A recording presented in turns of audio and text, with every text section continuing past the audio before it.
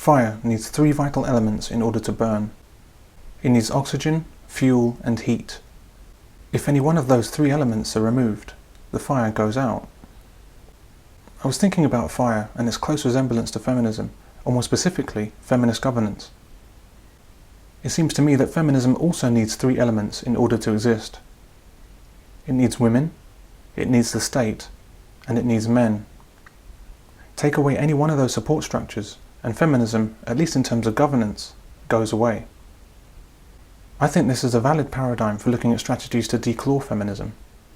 After all, something needs to neutralize one of these elements. Something needs to take down feminism, or it all goes down in flames.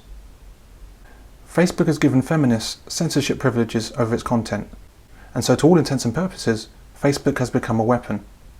Just as the mobile phone network O2 and the antivirus firm Norton have become weapons by listing virtually any men's movement website as a hate site.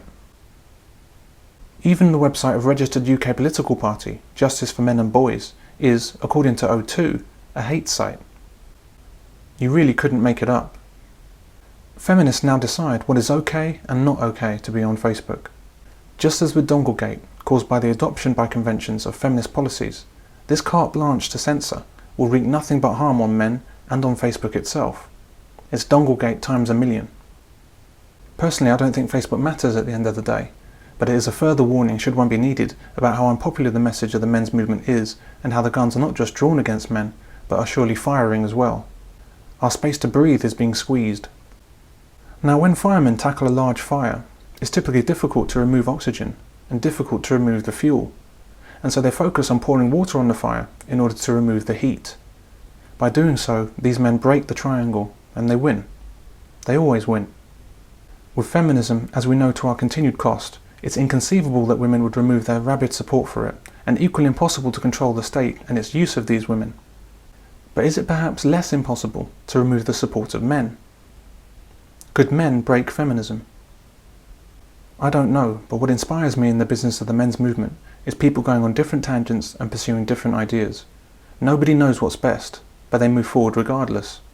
That's why I'll rarely throw anyone in this business under a bus. Who am I to know the best way forward? Who is anyone?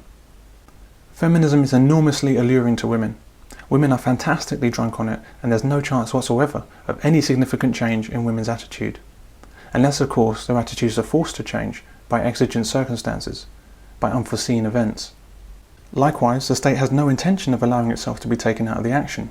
It just has too much that it's gained via the enthusiastic support of women. The eternal female sense of victimhood, the little that is real and the overwhelming bulk which is imagined, is extremely useful at the ballot box. But can we do something with men? Facebook is now under the control of feminist orthodoxy, another strap on the straitjacket for men. This orthodoxy has already taken the United Nations, the presidency, the parliamentary system, the news media, the education system, the advertising world, the entertainment industry, and now it's taken social media. And we think we're so much better than other regimes because our chains don't clink. The soft suffocation of feminism may well be just as oppressive as the brutal actions of a despot. Facebook has decreed that we cannot question rape culture without being hateful to women. It is hate speech to argue with what we're told by feminists. Feminism is the truth. Anything else is heresy. And why is this happening? Because if women say rape culture exists, and many do, then men follow along in lockstep. Even if he's uncomfortable with it, and feels that it's wrong, and shown that it's wrong, and even if it's proved that it's wrong, it doesn't matter. Some women, somewhere, have said it's so, and it therefore must be so. That is the male condition, and men behave like this in their millions.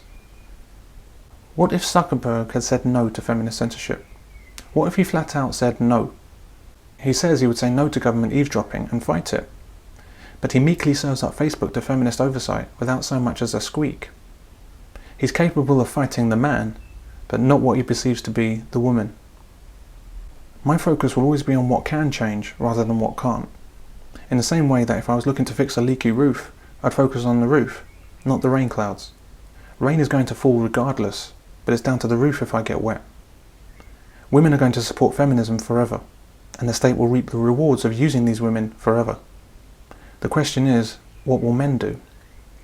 With sad creations like the Everyday Sexism Project and I Need Feminism Because, Women are attracted to these festivals of imagined woe like a shark is to blood.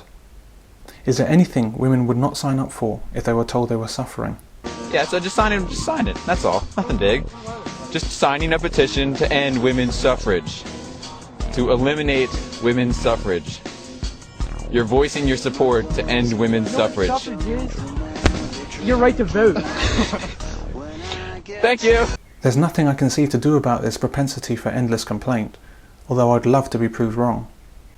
It's an admittedly faint hope, but I think men are the key that might have a little turn in them. Some of them anyway, and who knows, maybe even enough of the right men to make a difference one day. Just as with tackling fire, we don't need to tackle it all, just one of its vital elements. Take a few good men, remove their support for feminism by even a half step, break the triangle, and feminism dies away, fast.